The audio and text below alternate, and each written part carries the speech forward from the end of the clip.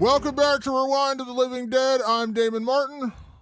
And I'm having deja vu because I'm Patrick Guerra. What does feel like deja vu? We do this every week, so it kind of is. We do.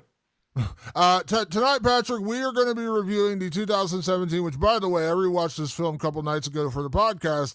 I was like, my God, this film's almost 10 years old. Doesn't even seem possible. And by the way, since this is an older film, we are full spoilers from here on out, so be aware we're no non-spoiler section tonight. But tonight, Patrick, we are talking about the 2017 horror comedy Happy Death Day. Yes, Damon. Happy Death Day, released in October of 2017, starring Rachel Matthews as Danielle, Ruby Modine as Laurie, Israel Broussard as Carter, and starring Jessica Roth as Tree Gelbman. Written by Scott Lobdell, directed by Christopher Landon, a college student must relive the day of her murder over and over again in a loop that will only end when she discovers her killer's identity. Damon, Happy Death Day, a budget of 4.8 million with a gross worldwide of 125.5 million dollars, a very successful horror franchise. We are here talking Happy Death Day, and I'm going to be very clear with the folks at home because I think trust is a big part of Rewind of the Living Dead's faithful listeners. We're not just doing Happy Death Day by coincidence or by chance. As a very, very proud friend, we chose Happy Death Day because this stars Jessica Roth, and Jessica Roth is going to be in a new horror film called Affection that is going to be released on May 8th. I did participate in the making of that film. So we will not be reviewing it on this show because BT Meza, the writer and director, is one of my closest friends. It's like Damon Martin, BT Meza. These are like literally the closest people in my life. So, we have a standard on this show because Damon is a journalist and I am a filmmaker that we are not going to review our filmmaker friends' films so that you get the most biased and objective reviews as possible. So the next best thing for me was to promote the fuck out of Affection because I do believe in this movie and I do want people to go see it. And it stars Jessica Roth. So we were like, hey, Happy Death Day is available on HBO Max. Let's review this. And in our way to kind of help promote Affection, no one's paying us to do that. BT did not ask me to promote Affection. I'm doing this because I believe in it.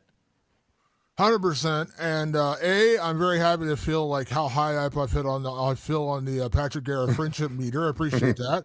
But also, listen, it's been a couple of years, but I mentioned just so we can be totally clear with the audience. Like there was a movie that came out, a horror movie that came out a couple of years ago called Invitation, about a girl who goes to a family, finds out they're a bunch of vampires. I watched it, and we were talking about reviewing it, and then I went to see the movie. And in the writer's credit, I saw that I knew the writer. The writer is a good friend of mine. I was like, oh, I had no idea she wrote this movie. And I reached out and we chatted about it. And I was like, yeah, we can't review it. Like, it's my good friend who wrote the screenplay just wouldn't feel right. So we didn't write it. And I remember talking about in the podcast, like I said, this is going back to like maybe 2023. I can't remember when that movie came out. But for the newer audience who's here, I just want to mention that. Like, we could have reviewed that, but I said no. Yeah,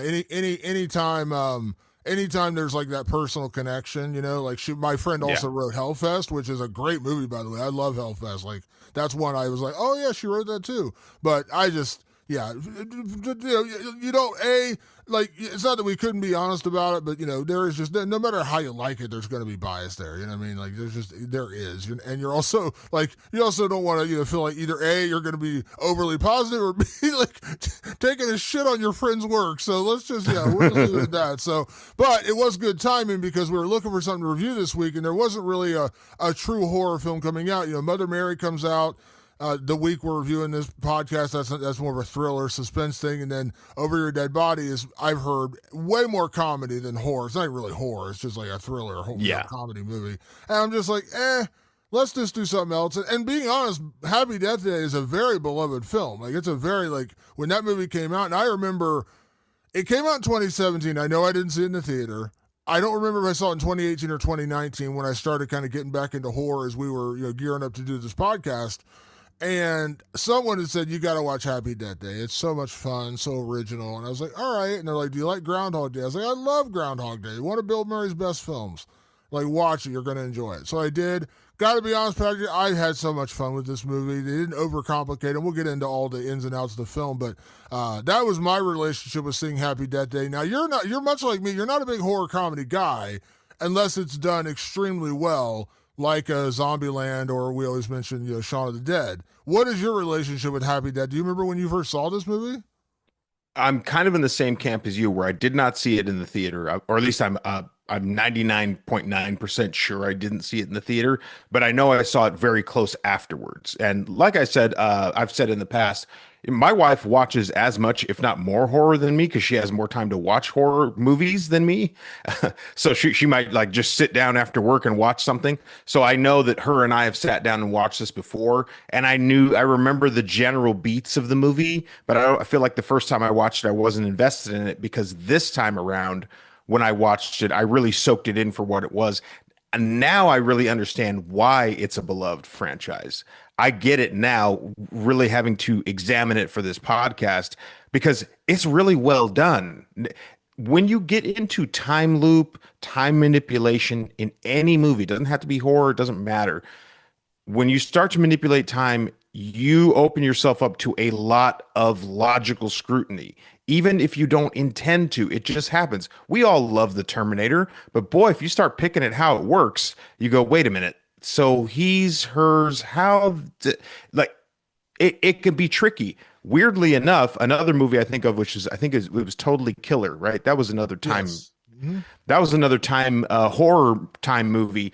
It did a great job of just going, this is what's happening. Don't worry about how it works. And we get right into it. Happy Death Day sort of functions the same way. When you meet Tree, it's right away, she wakes up in this dorm room.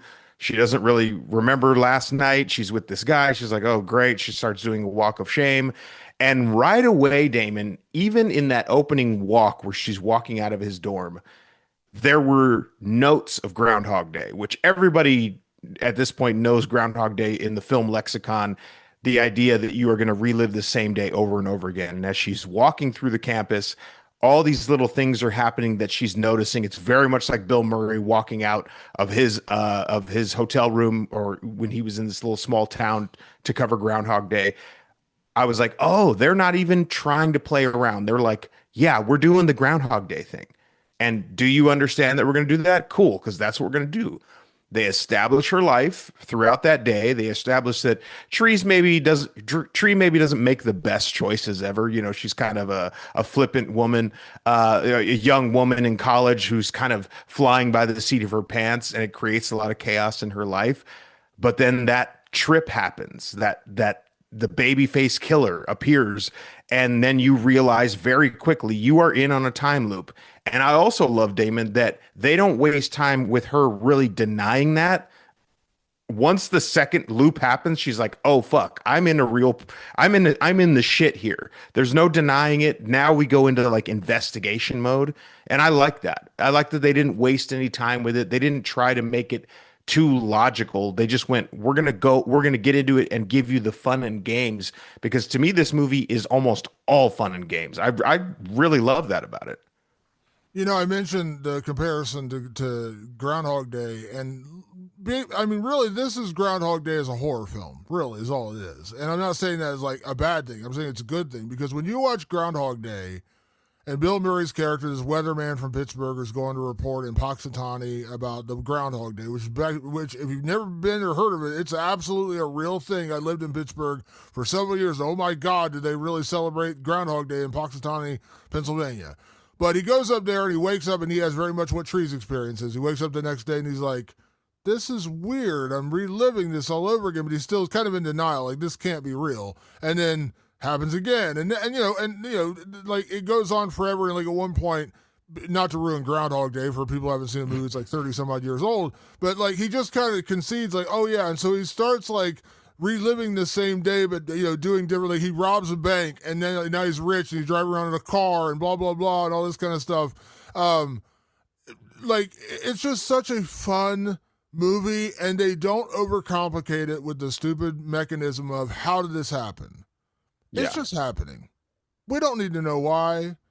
It's just happening. And the movie is hilarious. I don't know what your relationship is with Groundhog Day, but it's a funny movie. It's a really, really funny movie. Yeah.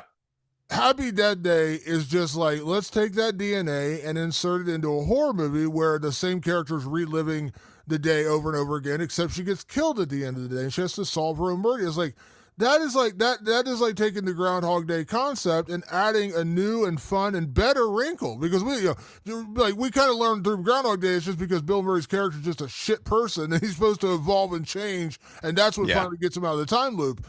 In her, it's kind of similar because I read an interview with Christopher Land. I read an interview with Scott Lobdell, and they were talking about like when you watch a slasher film. I think it was Scott Lobdell because this is the original version of the film. He's like, when you watch a slasher film, there's always the really bad girl, or really bad character who gets wiped out early, and then there's the final girl who's like the wholesome, the Sidney Prescott, the Nancy Thompson who makes it and survives. She's the final girl, and he's like, what if this movie is our heroine's kind of a shit person when we meet her. Like, she's not a good person. Like, we meet her, she's really mean to this guy who clearly, like, I mean, obviously at first she thinks that, Carter's taking advantage of her when she was drunk and she's passed out in his dorm room. We learn to find out, like, he's actually a nice guy. He just took care of her because she was trashed and he let her sleep it off in his dorm room. But like, she's very like, dismissive of him. He's kind of a nerdy guy, and she got dismissive of him. And then she goes back and like goes to her sorority and dismissive of like the young sorority girl outside is like, hi, and she's like, fuck off. And like, she's just very, and then we find out she's boning her professor in college who's married. Like, we find out Tree is not a particularly great person. She's getting calls from her dad on her birthday. She didn't answer her dad's calls. Like, we're like, this is not really a good person. And then she has to evolve, much like Bill Murray's character. She has to evolve throughout the movie and realize, like, I can't just, I can't do this alone. I can't just stop my own murder. I got to figure out who's doing it. And so that investigation becomes part of it. There's a lot of red herrings in this plot in terms of like who we think it is, who we don't think it is. Where does this all revolve around? And it's just such a tightly written, well executed script. It's 90 minutes, doesn't need to be more than that. And it's fun. It is harrowing at moments. Like, there actually are a couple of pretty decent scares for horror comedy. Performances are great. Like, this is just one of those like perfectly timed and well executed horror comedies that really work. Like I said, to get me with a horror comedy, Patrick, you have to do it really right on. Like, you have to really nail it. And I always mention two because those are the two that I like. I genuinely love. You know what I mean? So yeah, there you go. Yeah, I think what I was impressed with is its ability to balance all of the necessities of this like premise, basically. So one, it had to be funny. So I was like, okay, what comedy styling are you going to do? To me, I would compare this to like a Clueless kind of like style of humor where they're taking a very specific setting, which is sorority girls and their behavior and their interactions, and sort of bringing that to the front for the comedy. Their levels of sort of, their vapid nature, their flippant attitude towards things, like that, you put that at the front to inform the character of Tree. Why is she like that? Well, you'll get deeper into why she's like that, but on the surface, she's a sorority girl at a specific sorority house that sort of has a reputation for being mean girls on campus. So you kind of understand the basic blanket of that, and that informs the comedy right away. You know why the comedy is happening the way it's happening logically in this world. I think a lot of comedies these days, especially in the horror space, they just go, let's just be funny to be funny and see how it goes. And you know how I am about that. We had this discussion a couple of weeks back talking about Ready or Not 2. I don't like self-aware comedy because self-aware comedy doesn't bother to make the situation that's actually taking place, the comedy. They just go, whatever's happening, we'll just stop and do some comedy. That to me isn't funny. Happy Death Day doesn't do that. Another movie that didn't do that was They Will Kill You, the Zazie Beetz one. Yeah. I never Yeah, saw it. You said it was actually pretty well done. I saw it and I actually enjoyed it because again, situational. They weren't stopping the movie to make funny. They were like, "Oh, we're in this situation. What if the situation informs the comedy?" So Happy Death Day absolutely informs the comedy. And what I love is that on that night 3, when she dies on her third night, she wakes up and immediately goes into plan mode because she is remembering everything that happened before her, much like Groundhog Day. And she enlists Carter's help. She's like, "Here's the deal. I'm reliving this day. I need help." So right away, Carter gets with her to try and actually build a case. Now you're kind of into an investigative mode. And this is the other thing I like about this movie. This is the other balance of this movie that I think is done really well is now you're kind of on the, well, who is doing this to me? And you have a lot of people. You have a lot of people that you can believe are after Tree, including Carter. I was like, I don't know if I trust him. I remember that I couldn't remember the end of the movie, even though I'd seen it before, but I was like, they're doing a good job of making sure I don't trust Carter fully because he's the nice guy. Boy, that would be perfect. Very Scream-esque, right? The nice guy, the close guy, the guy that she's falling in love with turns out to be the killer. So I was suspective of him. I was suspective of Danielle, the head of the sorority house, because she had this weird birthday card that she gave to Tree. And I was like, that seems weird. There's also this frat boy who's kind of stalking Tree, and he's kind of obsessed with her. And so they set these things up and then they examine them like in a proper kind of investigative way. And that's balanced really well. It doesn't overshadow the comedy. It doesn't overshadow the horror. It's all sort of living on the same plane together, existing in a weird harmony that totally worked. I think of another movie like, which I think we both really enjoyed, was Hard Eyes. That's another movie where it's like the comedy and the premise married very closely together, and they worked in the same frequency. They didn't fight each other. And I'm sort of going on this side rant to just complain about Ready or Not because, in my opinion, Ready or Not's humor fights its premise. It wants to stop the premise to start the funny. You don't get that with a movie like Happy Death Day. Let me also pay one other big compliment I pay to this movie in terms of the way the plot unravels throughout this film, especially with trying to as Tree is constantly getting stalked and killed in each one of her nightmarish relivings of the same day. That is different from Groundhog Day. I know I keep comparing it to Groundhog Day, but the one thing they do in Groundhog Day that is fun, it makes the movie really fun, is that Bill Murray's character just starts picking up on patterns. Like I mentioned, he robbed a bank. He didn't really rob a bank. He just times when two idiots are loading a vehicle with money from the bank, and he just every day he sees this one guy foul up, drop a roll of quarters, and they just turn their back, and he just reaches over and grabs a bag full of money out of the van because it happens the same thing every single day. So he's just like, I'm going to time it, steal this money, and live a big life for 24 hours, whatever it is. But the one thing I love about Happy Death Day in terms of the execution of the plot with the killer is that the first night that we meet Tree, well, after she wakes up and has the whole day, she's walking to this party and she's in an underground tunnel, and there's this little music box twirling, and it's a happy birthday thing, and then she runs into Babyface Killer, and that's the first time she gets murdered. She runs and the Babyface Killer stabs her, and boom, wakes up in Carter's room again. The next night, she's convinced, okay, this isn't real. I'm just having deja vu, some weird dream. And then she actually, she makes it to the party. She's partying. This guy's trying to hook up with her. She's in his room. And she's like, yeah, I'm getting out of here. This is the guy was really cringy, and her friend's all upset that she was going to hook up with him. And then boom, the Babyface Killer comes out of nowhere in the room. So we're not reliving that exact instance because there's a version of this which would get tiresome and okay, we got to move on here, where she just constantly gets killed going to the tunnel. And you're like, okay, just stop going to the fucking tunnel. That'd be the easiest solution ever. But the fact that they continue to have the killer hunt her down no matter where she's at in this story makes it tremendously better. And I assume they never had the idea that it only had to be the same exact sequence. But I'm glad they're not playing with that rule. It's the exact night. Yeah. Over and over again. It's just she is technically reliving the same day, but each day is a little different. And in terms of her interactions with her roommates and her interactions with the professor and the interaction with Carter, the meeting they have, the sorority meeting, where she gets the drink spilled on her the first time, and then the second time, then she starts avoiding it. Little things are changing, and I think that is a big one. That's the one that really sold me on this movie was, like when she gets to that party and you're like, oh, she made it. And then no, she didn't, because the killer's still coming after her, even in this party. Like, we're not just going to have it set up to where the exact same day plays out. And I appreciate that, just a little wrinkle of creativity in there where you're not just like, you don't know what's around the corner. Like, they still kept it a mystery. They still kept it fun and exciting.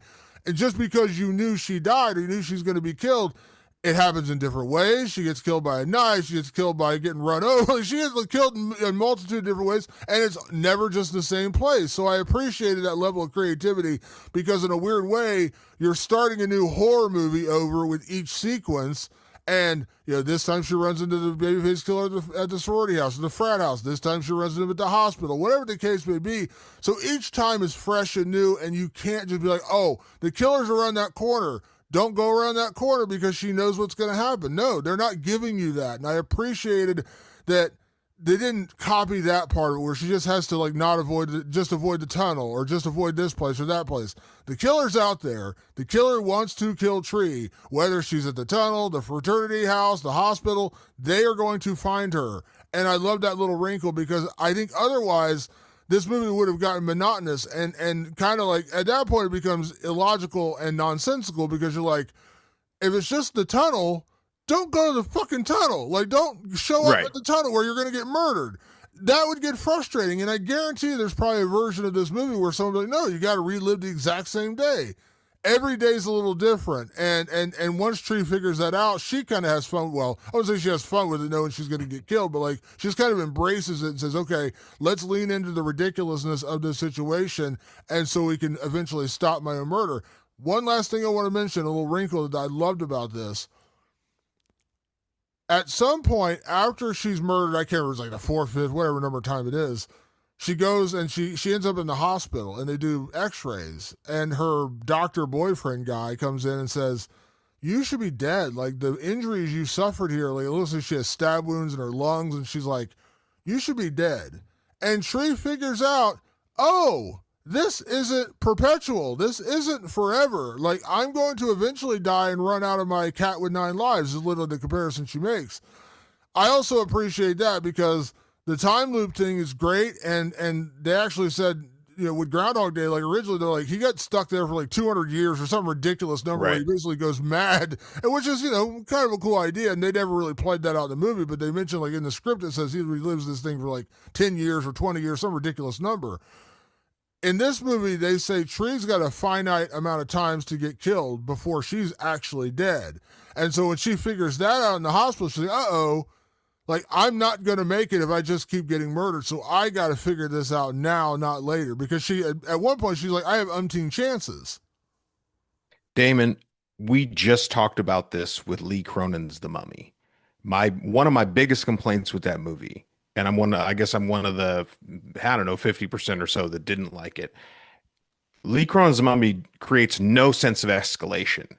There's no direct reasons for the characters to urgently start moving forward. Wisely in this movie, again, another perfect little element that if they could have easily left this particular moment out of this movie, and this movie probably still would have worked, but it's why this movie is so entertaining, is that it escalates the situation. It creates urgency. When she realizes, I can't just keep living this day over and over again until I get this figured out, because then it kind of makes her a superhero. She's almost invincible at that point. She's like, cool, I can get killed as many times as I want. No, you can't. You're actually suffering terrible injuries. I was actually a little disappointed that didn't come back around at the end of the movie. That'd be probably my biggest complaint with this movie, along with one other thing, which we'll get to when we talk about the end of the movie, is that I was like, oh, it would be really cool if when she gets to the the final points of the movie where she's finally facing down the killer, and those injuries are causing a problem because she's reliving it too many times, and now she's too weak to fight off the killer. I felt like that was like a layup and it was there, but maybe that was explored and it was considered too serious or something, and they're trying to be a lighthearted movie. But I was like, oh, this is the great time for that to happen, when she has the killer in her sights, but like her leg don't work no more, or her heart is too weak and she can't climb up the stairs because she's been stabbed in it before. I was hoping for something like that and they didn't give it, but just the fact that she had to figure this out because her body was going through too much damage and through every recycle. I thought that was clever. It creates escalation. It creates urgency. It means that we are invested with this character to get this thing figured out the right way. Now, eventually, Damon, she does figure out that in this hospital where her lover works is a serial killer, and that serial killer ends up on the loose, and that is indeed who killed her. So she has to stop that from happening. At least that's what she thinks. That's what she assumes. I love this, Damon. What I love about this movie is that it took us down a road and did the classic misdirection. I was all in. I was like, yes, this makes sense. She needs to stop this terrible killer, and she can stop that cycle of violence and that cycle, and because of all that, she will end the cycle. Great. So she finally gets the killer. She's got him dead to rights, and they're like, "Oh, perfect. Here we go. We got him." Oh, but he just killed Carter. If I get him right now and kill him, then we go to day two, but Carter dies. And it turns out Carter is a good guy. So I have to do the right thing. I love this part, Damon. I have to do the right thing and let Toombs kill me. And then I will wake up tomorrow. We'll get this done again. It's all good. But Damon, the escalation continues. This is the wisest choice to misdirect us. Damon, please. She decides to let it happen. She dies that day, but she wakes up and it didn't work. Why, Damon? It this is honestly the best part of this whole movie, and I'm not saying like anything's better than others, but I just love this twist because introducing the serial killer is a great little wrinkle because they do by the way, like it's on TV a couple times, like when you watch Yes. the movie, you're like it isn't like sudden, oh yeah, we've just created a serial killer. No, you see it on TV, like you hear it in the background that this guy named Toombs has been captured and he's now in the hospital. So they don't just like it's no just like out of nowhere, like it's in the movie. You have to just pay attention. But she, you mentioned like, Carter dies, he snaps his neck. She's like, fuck, if I die right now, Carter's dead. So she resets it again, and then she gets the drop on him. She goes to the thing, gets the gun, the safety's off this time, asshole, and shoots him dead. And you're like, oh, she made it. She goes back that night. She finally connects with Carter. They've been flirting and kind of getting along. And even though he's like the nerdy guy her sorority sisters wouldn't approve of, she's like, I like this guy. He's good to me. They have a celebration that night, and she enjoys her birthday cupcake.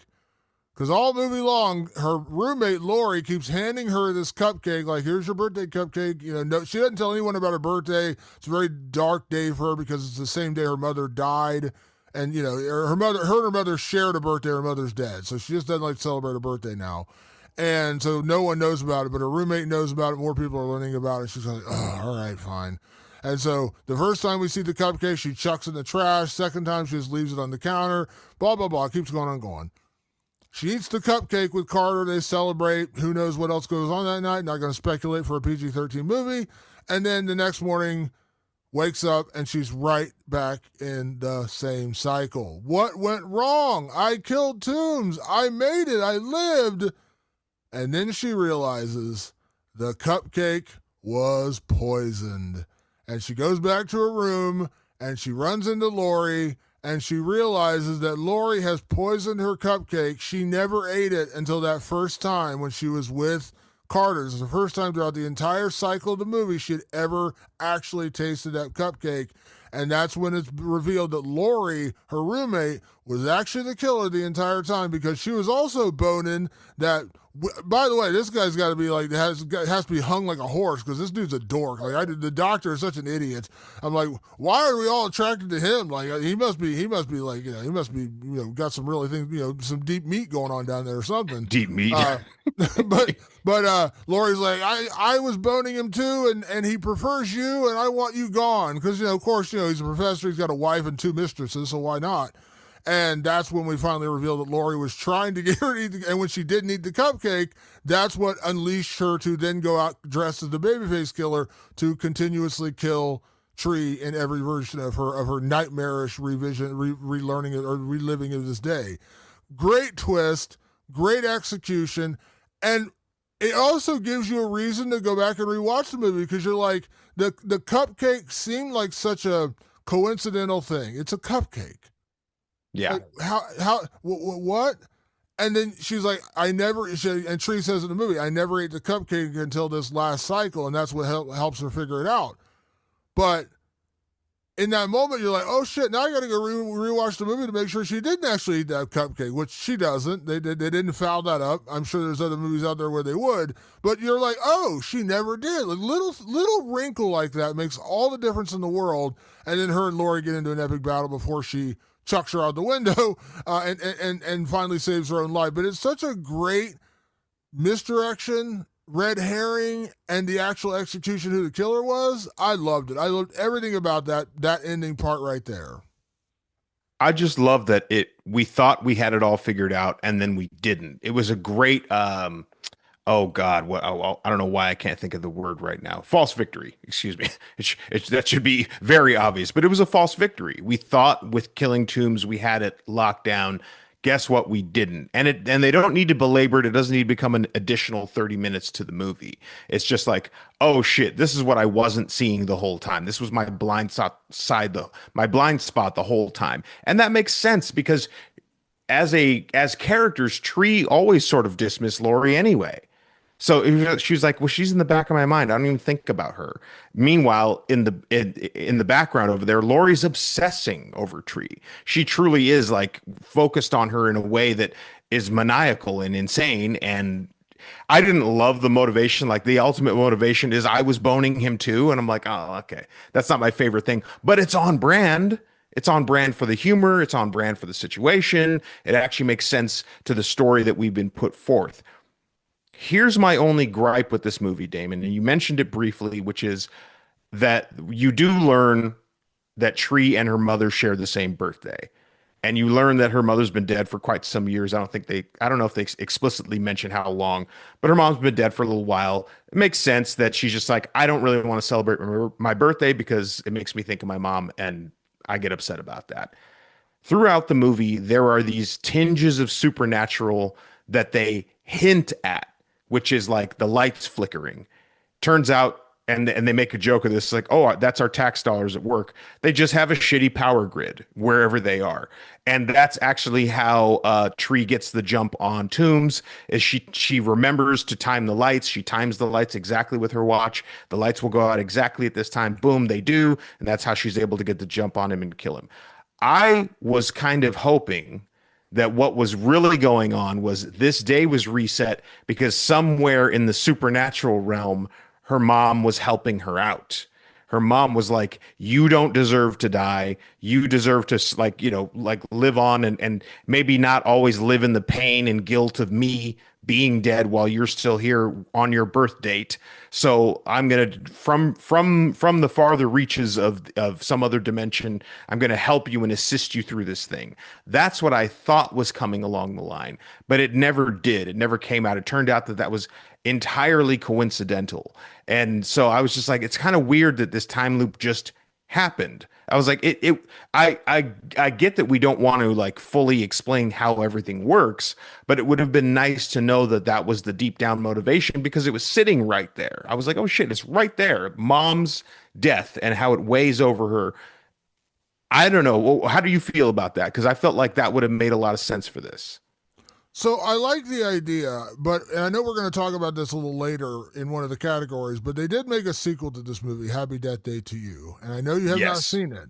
I hope you don't mind me kind of spoiling it a little bit here because I do know that her mom does become a factor, right? well, here's the thing. In the second movie, they do the cardinal sin of this movie. They explain to you how it works. Right. How did she get trapped in this time loop? There's a machine on the college that is Oh like, no. yeah. So the reason why I disagree with that because I know where they go Yeah. in terms of like they tried to create like a scientific experiment gone wrong. I liked it better when it was just, we don't know why it happened. We don't know how it happened. It just happened and she got out of it. So, like, in theory, your version works because the supernatural element, but we learned in the second movie it's not supernatural. It's scientific how it happened. So I'm glad they didn't go that route because I just like the simplicity of it that she's just like figuring this out on her own. And the real journey, the real emotional journey, the real character journey is Tree going from this kind of dismissive, like prissy, kind of preppy college student who kind of, doesn't, she's very, very self-involved, which, Yeah. I understand. We probably all were in college at some point, but by the end of the film, she learns, like she becomes a better person, becomes a different person, where when Carter approaches her on the green during that meeting the first time, they're like, this guy? And she's like, no. Like, and by the end, she's like, screw you. I'm making out Carter. This is my new boyfriend. She graduates, she learns, she evolves throughout the movie. While I do understand where you're going there, I do like the simplicity of it. Like, we don't learn exactly what happened. We just know that, like, her mom died. She doesn't want to celebrate her birthday. And she at one point does show up and have lunch with her dad, and she apologizes because she's kind of like cut him out of her life because he's also a constant reminder of her mother who is gone. So I don't mind that because, like, I think when you invite more supernatural, then you're still inviting in, like, okay, so now it's like, this is God making this happen because here's her mother come down from heaven to save her. I would rather just leave it simple like it is. And because I know where they go in the second movie, I'm like, no, don't explain it. I don't need to know how this started. I don't want to know how this started. It just started and happened. Real quick, did you know there was another ending to this movie? No. What? I mean, I feel like I've heard something of that, but what do you know about it? Originally, in the original story, Tree gets the drop on Lori, kills Lori, and saves herself, but she's injured. She's obviously very banged up and injured, and they take her to the hospital. And while she's hospitalized, the doctor caring for her says, "Don't take any pain medication. You got too much going on in your body right now. You got to stay with pain medication for a certain number of days, and you'll recover okay." She's like, great. And then later that night, a nurse comes in, and she's like, "I'm going to give you something for the pain." And she's like, "Hold on now. The doctor said I can't have any pain medication." She injects it, pulls off the mask, and it's Dr. Butler's wife, the woman we saw at the very early in the movie. She realizes her husband's a cheating piece of shit, and she decides to take vengeance on his mistress. The other mistress is already dead, so she actually kills Tree, and that's the end of the movie. Tree actually dies. She actually gets murdered at the end of the movie, and that's it. Audiences, the test audiences, hated it, absolutely despised it, and then Christopher Landon rewrote and did the other version where she actually escapes her torment and ends up with Carter at the end.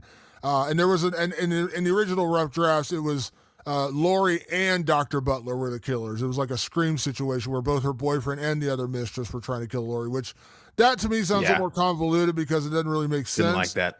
The simplicity of Dr. Butler was just a horny piece of shit banging everyone, and the other girl, the other mistress, got jealous. That makes a whole lot more sense. Now, I know you love dour endings, Patrick. I know you love a good, this life sucks and we're all going to die endings. But I will say, in a movie like this, that is ultimately very lighthearted for a horror, it's a PG-13 horror film, but very lighthearted. And by the way, you know my feelings on PG-13 horror, but I think they do a really good job here. I think you need the idealistic ending. I think it's like we talked about, we are big Kevin Smith fans. And for those who don't know, and I'm sorry if I'm ruining a movie that's 1994, however many decades old that is, in the original version of Clerks, I know you know this. In the original version of Clerks, you go through the whole day with Dante. I'm not even supposed to be here today. His girlfriend bones a dead guy in the bathroom. His other girlfriend dumps him. It's been a shit day. At the end of the day, he just gets up with Randall and they walk out and close the shop. But in the original version, in Kevin Smith's version, a robber comes in trying to rob the Quick Stop and he shoots and kills Dante.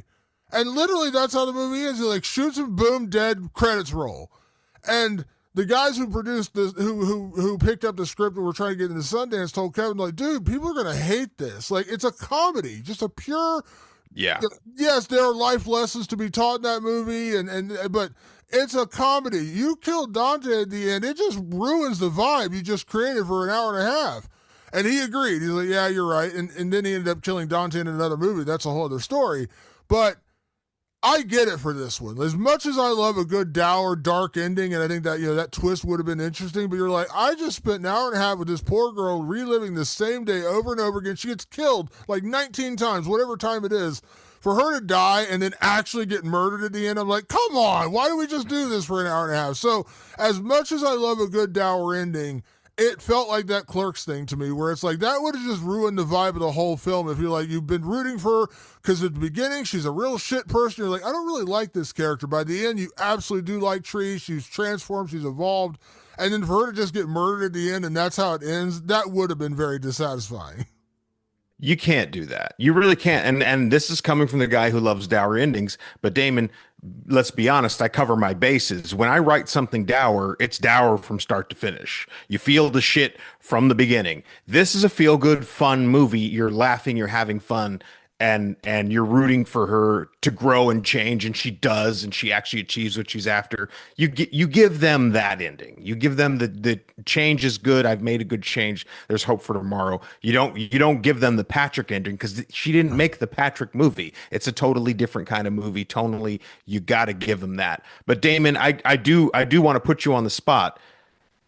Science experiment gone wrong or supernatural mom? You got to pick one. You're going to tell me you prefer the science experiment to the mom? Well, can I give you the third option? Is the third option relevant to our list?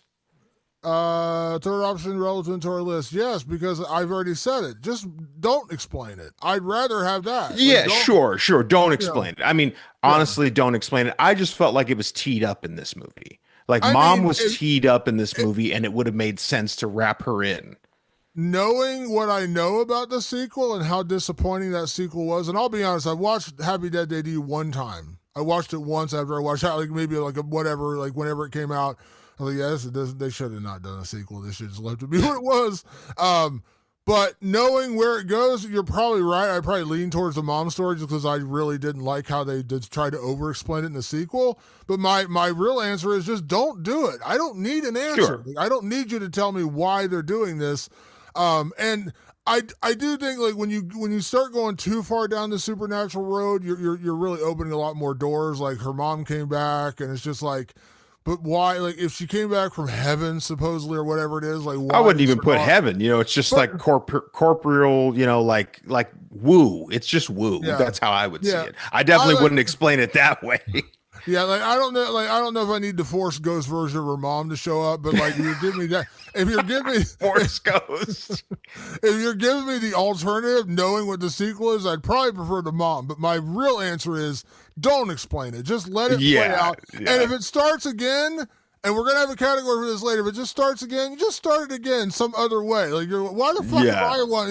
I think that's like less is more with a movie like this. You know what I mean? Like you mentioned Totally Killer. There is a time machine element in that movie, but they don't waste a whole lot of time. Like why does it work this way? How like yes, it's literally I made a time machine for a school project. That's it. They never go deeper than that.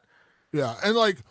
In Avengers Endgame, which is pretty funny, they try to explain the actual mechanics of time travel, and it's kind of funny. Like Back to the Future isn't real. Like it's kind of fun the way they do that, and they do explain it, but in a fun way. They don't try to overcomplicate it. They're basically like, hold on, Back to the Future is bullshit, and it's kind of fun.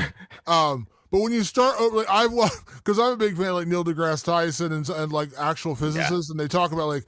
Traveling in the future is possible. Traveling backwards in the past is basically impossible. Like they've talked about time travel theories. You overcomplicate it. Any explanation is going to overcomplicate it. I don't need you to overcomplicate it. She's stuck in a time loop. She gets continuously stuck in the time loop.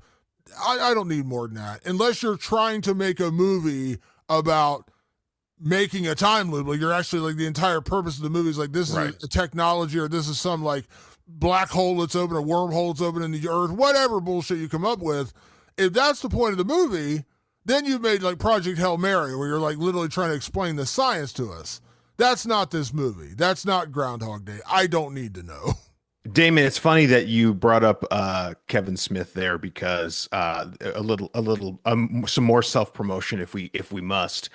Our patrons are going to get to listen to Damon and Patrick, the original hetero life mates, talk about their inspiration for their hetero life mateness.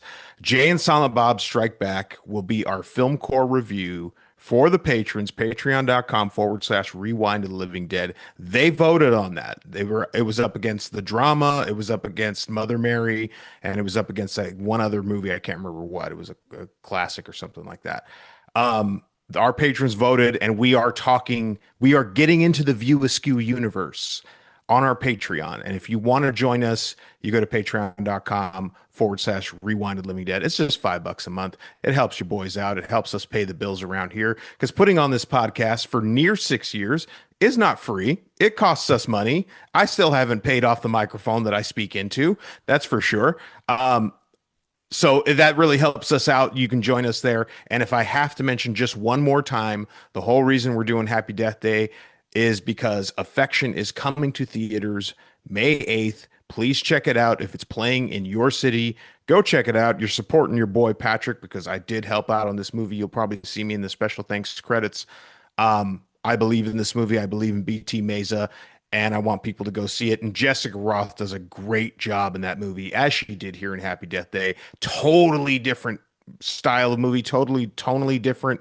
It's nothing like what you see in Happy Death Day. She gives you something fresh and new and different. Affection in theaters May 8th.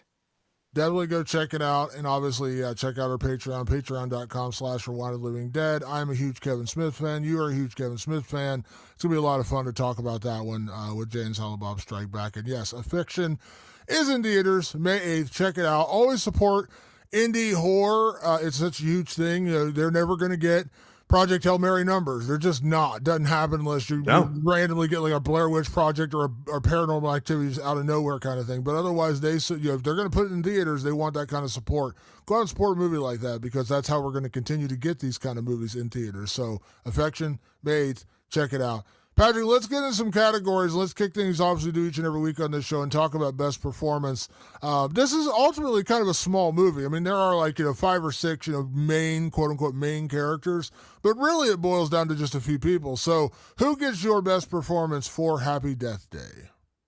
Oh, Damon, it should come as no shock that my best performance goes to Jessica Roth, who plays Tree, our main character. This is why Jessica Roth is a fan favorite. She has her following.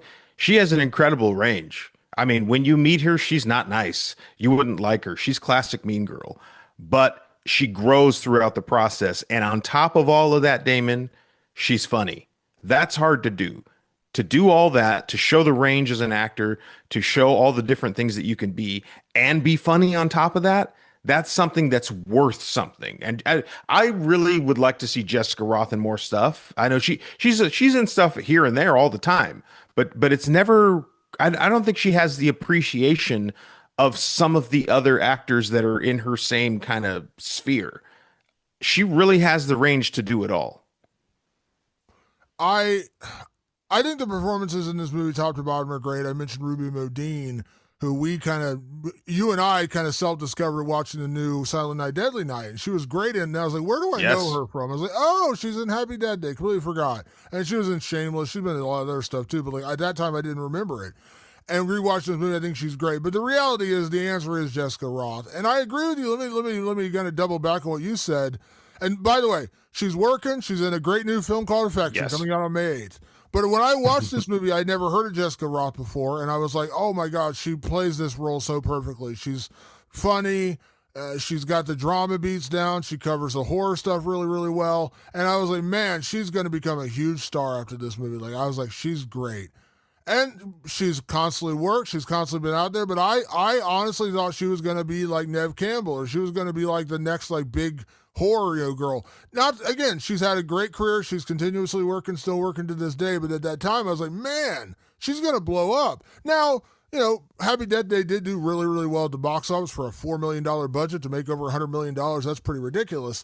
But I really liked her in this movie. And this movie, honestly, not only made me a fan of her, but made me continue to follow her other projects. She did a TV show, I want to say it was with Apple. It was very short-lived, only lasted one season, called Utopia. I watched that show because she was in it. I saw, Jessica Roth in this. Let me check it out. By the way, pretty decent show. Other movies, I'm like, oh, Jessica Roth is in this. I want to see it. So even though she didn't go on to become Scorsese's new, muse or whatever, I think she's great, and she's great in this movie. And she made me such a fan that when I see advertisements or trailers or whatever, and I see her name, I'm like, ooh, I kind of want to see that because I think she's that good. Yeah, absolutely. I would like to see her have a career sort of like Samara Weaving's, where she's just sort of in a lot of stuff. Because Samara Weaving is very similar in that respect. She got a lot of range. She can do a lot of different things. And yeah, I would like to just see more of her in more stuff. I know she's working, but I'd like to see her in even more stuff than we're seeing her in currently. And I mentioned this earlier. You know, it's kind of hard to believe that Happy Death Day is 9 years old. Like I Oh my watched God. it and I was like, because I saw it at the end of like 2017. I was like, oh my gosh, like, I can't believe this is a decade old.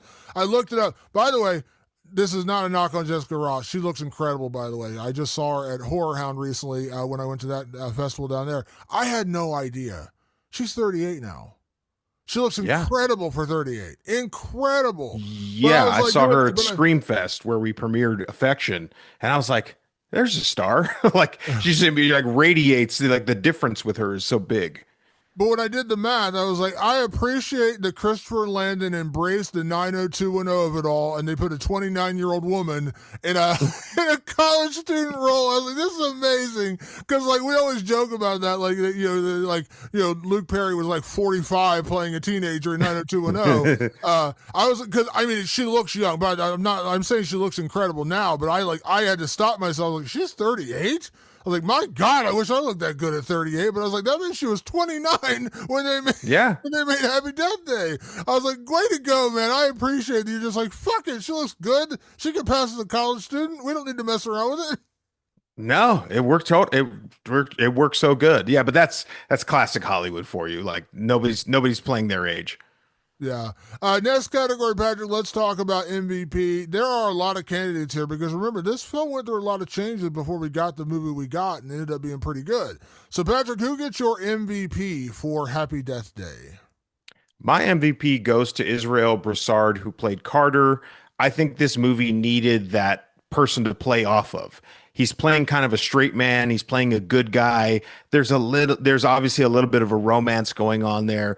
I think if that didn't work, it all kind of falls apart because he really is sort of the load bearing beam that she works with throughout the movie. So if he doesn't work, I think it's tough to sell the whole movie and sell all the motivation, sell the change. All of it kind of works around her playing off of that character, and he did a great job with it.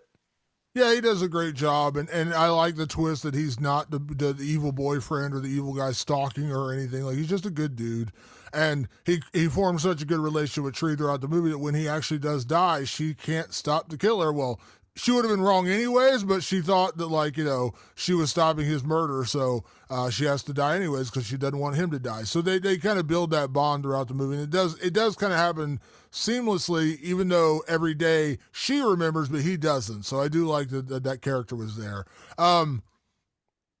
Patrick, I know I'm going low hanging fruit here, but I'm just going to do it and say Christopher Landon's my MVP because Scott Lobdell's original idea is great, and I liked it, and I appreciate like his approach to doing the whole time loop thing, and kind of the idea of turning a bad girl into a good a fan favorite by the end of the film. I was like, I love that idea. That all came from him. So credit goes to Scott Lobdell.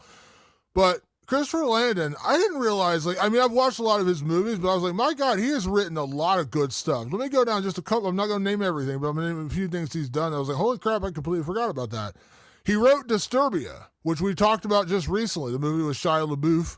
And that movie, like he did that one, that was really good. He did Happy Death Day. He did Freaky, which is another horror comedy with Vince Vaughn and Catherine Newton, which I really enjoyed. It's a really, really fun movie. I really enjoyed that. And more recently, he did a movie called Drop, which was a very divisive film. A lot of people say, "Oh, it's dumb, it's nonsensical, it's not really good." I enjoyed it. I just took it for what it was. It was a fun, suspenseful thriller kind of movie. And I really enjoyed it. I thought it was a fun night at the movies. And I know, like I said, much like Lee Cronin's Mummy, where it's like 50-50, you either love it or hate it, that was kind of Drop. But me personally, I was like, I really enjoyed Drop. That's why I was so excited for Christopher Landon to direct Scream, because I was like, ooh, this kind of fits perfectly into his wheelhouse.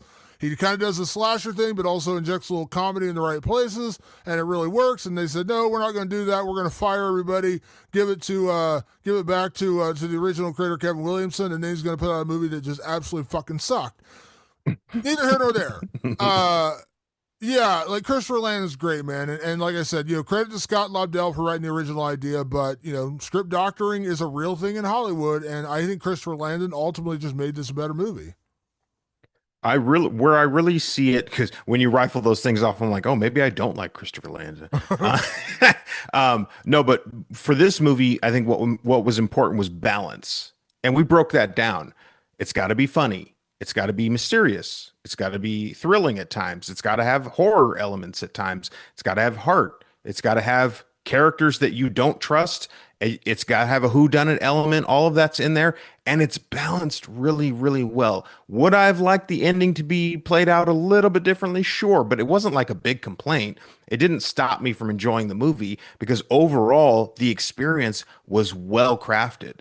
It just all comes together and works on a frequency that makes sense. And that's Christopher Landon pulling all the pieces together. A movie isn't done, back to the theme of today, because I did help out with Affection.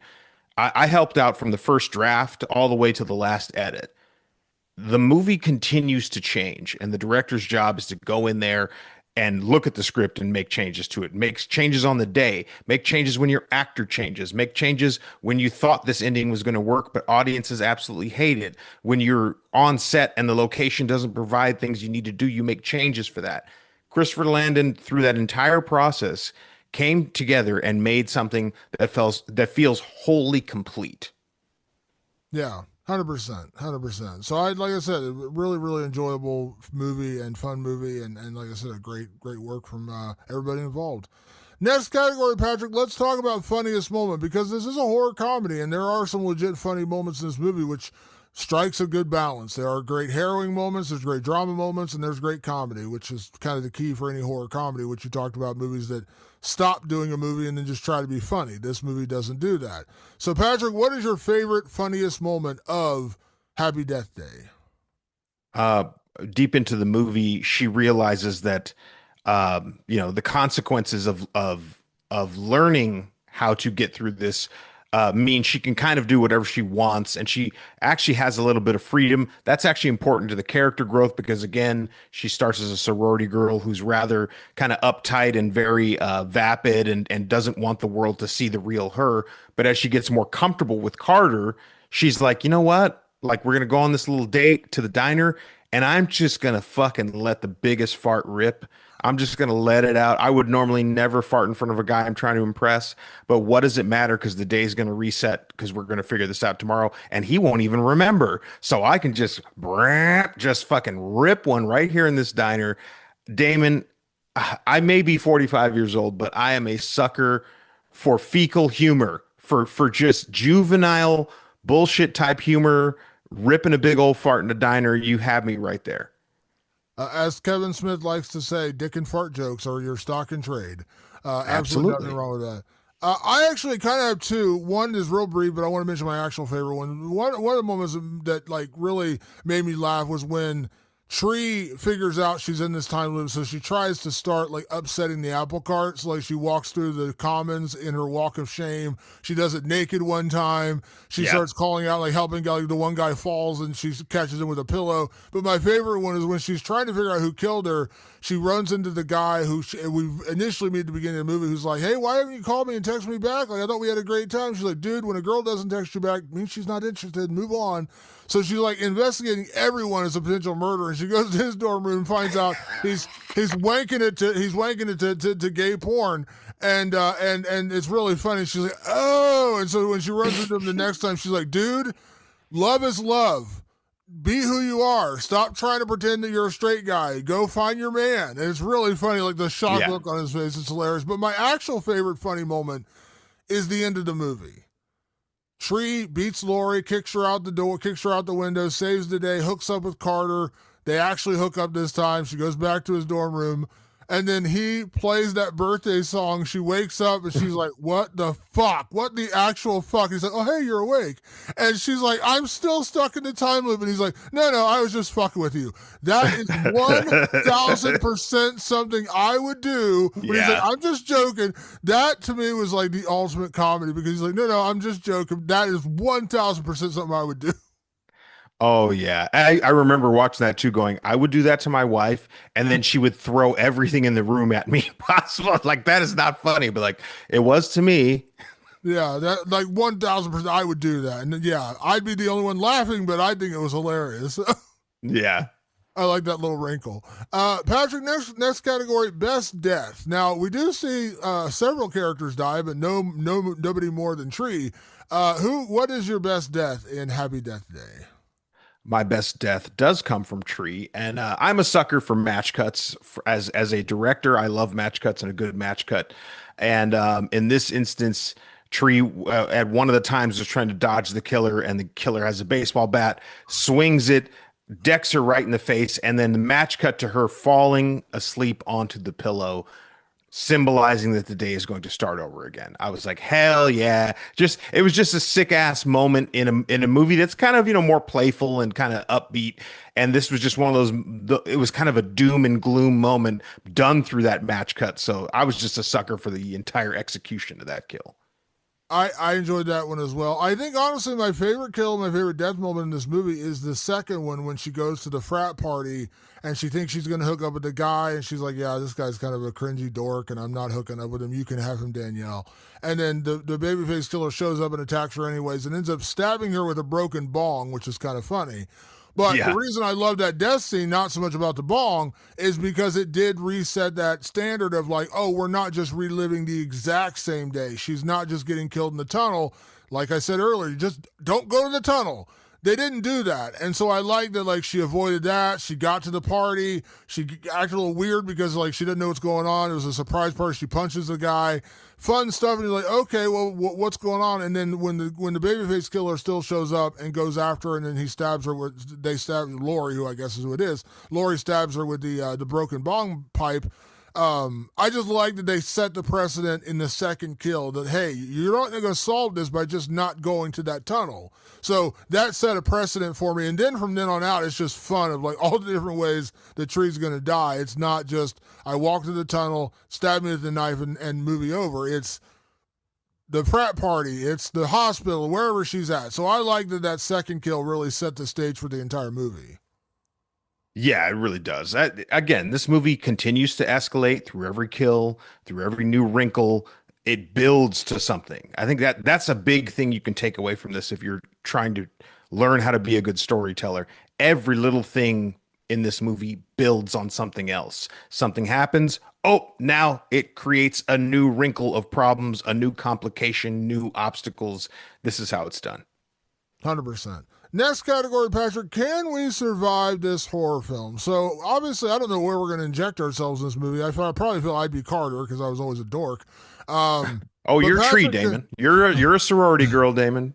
But can we make it out of here? Can we solve the time loop?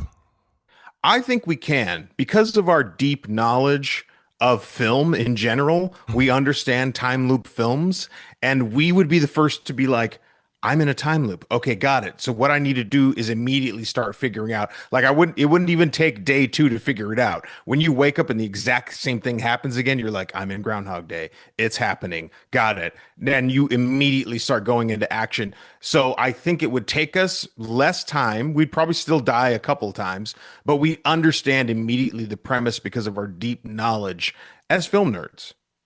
I think the problem I would have is because I'd be like, oh, I'm in Groundhog Day.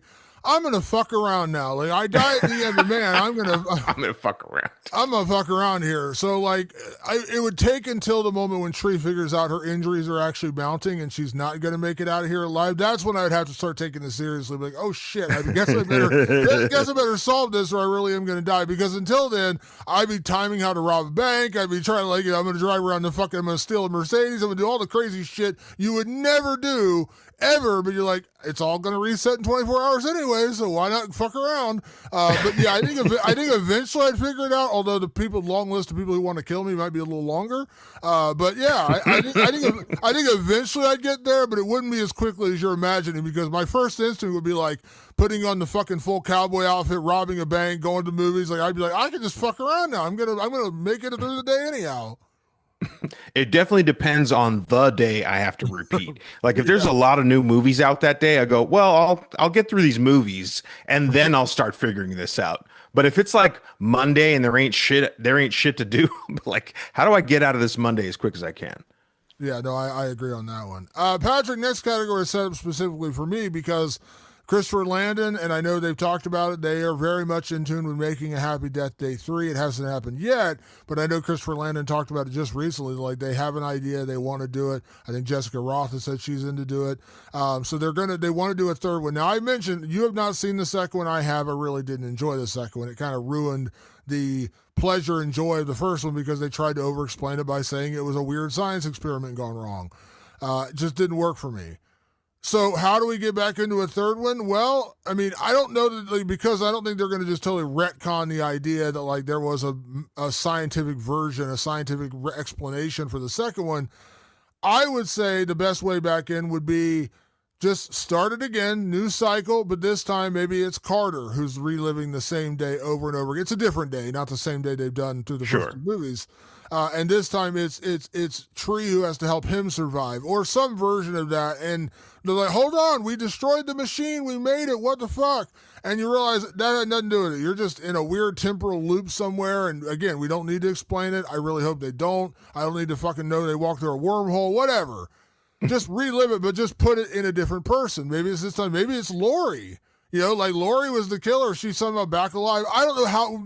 Just make it to where now Tree has to be that person's guide. And maybe Tree does remember what she went through. Like they're not living this same day. It's like, 10 years in the future, 5 years in the future, whatever it is. And I think Carter's probably the easiest way in because by that point they'd probably be married or maybe they broke up and like this is like a redemption arc where they come back together and Tree has to save him and they end up together again. That's an easy romantic comedy way of doing a relationship. They broke up. Now they're going to get back together because he's stuck in a time loop. I think that would be a way back in and be a little interesting, and I don't need to know. Please don't tell me how it's going to work. So you want legacy characters involved. Fair enough. I mean, I think you do. You have to have Tree for sure. But you're like, yeah, bring it back. Bring a legacy character back in And there. and just, you can do it 5 years in the future, 10 years in the future. Like it's been obviously, like I said, 9 years since the original one came out. They're not. I don't think you're going to have them playing at this point. I don't think you're going to have them playing the same college characters. But like 5 years in the future, Tree and Carter broke up. Something bad happened, and then Carter gets stuck in a time loop, and Tree has to come kind of help him, save him. Then they realize, oh, we are really in love with each other. We are best. We are best suited together. And by the end of the movie, they get back together. Classic romantic comedy. I know it's a little cheesy, but that's what the audience is going to feast on. And also, you're giving us those same characters back. Sounds good.